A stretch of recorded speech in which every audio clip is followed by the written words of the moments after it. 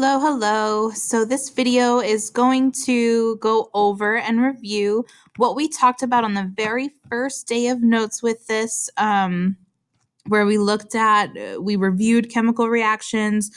We looked at some of the symbols and stuff that we use and when we use them. So hopefully you already have these notes in your notebook, but this is just going to break everything down and give it to you again in a different way. So let's see what we got.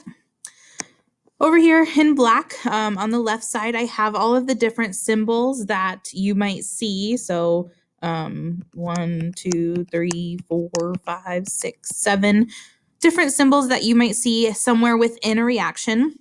The first two, this one, this one, this one, and this one, are all very much related to each other because they all represent the state of matter. So the state of matter.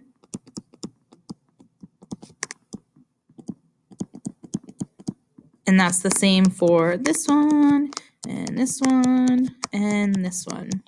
So if we see an S, it means that that substance is a solid. For example, right here in my hydrochloric acid plus zinc reaction, I have a little S because that zinc metal was a solid. You guys did this reaction in the lab. A G means, anybody? It's a gas. So G means gas, like this hydrogen right here. AQ means aqueous, which means dissolved in water, which most of our solutions are.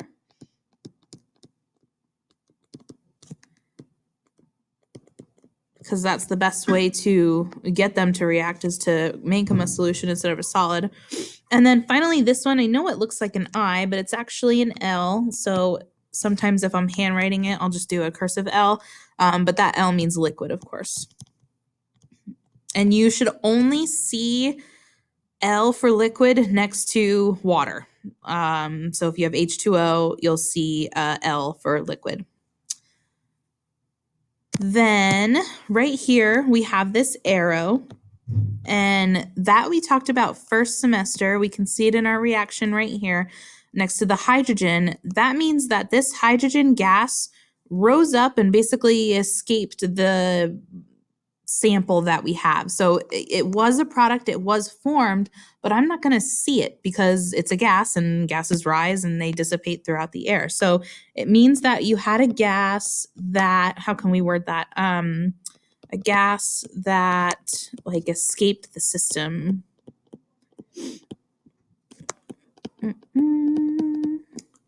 So we had a gas, but it was a product, and gases float. Well, they go and dissipate throughout the air. So that's what that one means right there. Next, we have this double arrow, and we did talk about this one. We know that reactions can go forward and or backward, and when they go back and forth, that's called equilibrium. Or in other words, the reaction is reversible.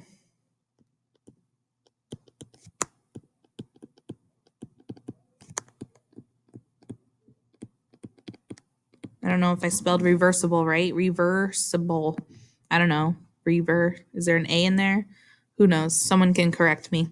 But equilibrium means that the products and reactants are going to go back and forth so that there's an equal amount of each. So it's going to continuously go back and forth. And then reversible means that it can go in one direction and stay there, or it can go in the other direction and stay there, depending on the environment, depending on the temperature and if any catalysts are present and things like that. So that's what those back and forth arrows means.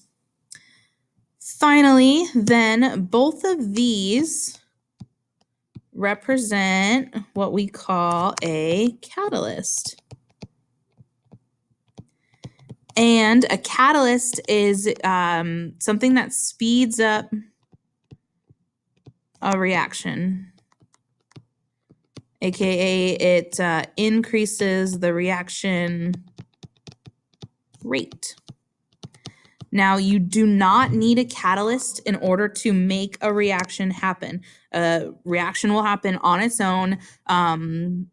not all of them, but ones that, use a catalyst, they'll happen on their own.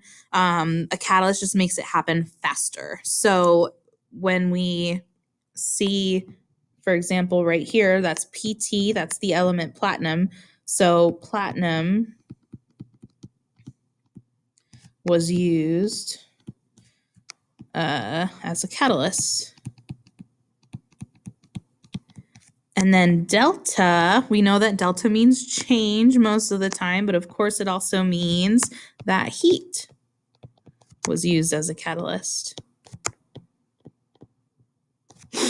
And we would see those on top of the reaction arrow, just like we do here in our example. So if I were to say that heat was a catalyst, I would just put a little delta right there. And that tells me that in order to make this reaction happen faster, I added heat. And I think that's it. That's pretty much it.